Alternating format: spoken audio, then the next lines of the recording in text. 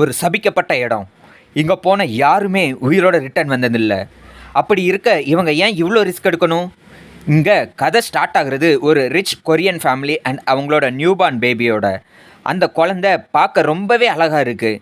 ஆனால் அவங்க பேரண்ட்ஸ் ஏதோ கண்ணுக்கு தெரியாத யார் கூடயோ குழந்தை ரியாக்ட் பண்ணுறத நோட்டீஸ் பண்ணுறாங்க.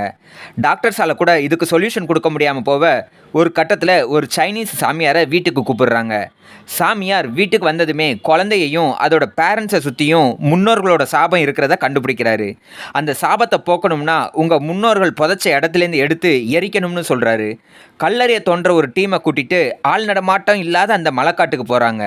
ஒரு வழியாக கல்லறையை கண்டுபிடிச்ச அவங்க தோன்ற ஒவ்வொரு நிமிஷமும் அவங்கள சுற்றி ஒரு மரண ஓலம் கேட்குது. அவங்க நோன்ற ஒவ்வொரு அடியும் அவங்க மரணத்துக்கு அவங்களே நோன்ற ஒரு குழியாக மாறுது. எல்லா தடைகளையும் மீறி தோண்டின அவங்களுக்கு 2 வித்தியாசமான சவப்பெட்டி கிடைக்குது. 2ஐயும் எடுத்துக்கிட்டு போகும்போது வழி மாறி ஒருத்தன் ஒரு ஹாஸ்பிட்டலுக்கும் ஒருத்தன் வேற ஒரு வழியில் இருக்கிற ஒரு வீட்டுக்கும் போயிடுறான்.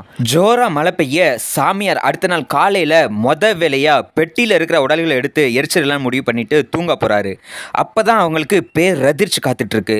ஹாஸ்பிட்டலில் இருந்த ஒருத்தன் பெட்டியை ஓப்பன் பண்ண வெளியில் வந்த ஆவி நம்ம ஹீரோவோட அப்பாவையும் ஹீரோவையும் போட்டு தள்ளுது. குழந்தைய போட்டு தள்ளுறதுக்கு குழந்தை கிட்ட போகும்போது விஷயத்தை கேள்விப்பட்ட சாமியார் எந்த டிலேவும் இல்லாமல் உடனே அந்த உடலை எரிச்சிடுறாரு.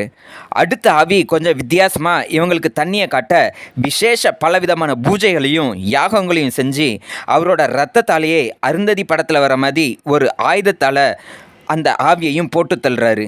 தெரிஞ்சால் மறக்காமல் கமெண்ட் பண்ணுங்கள்.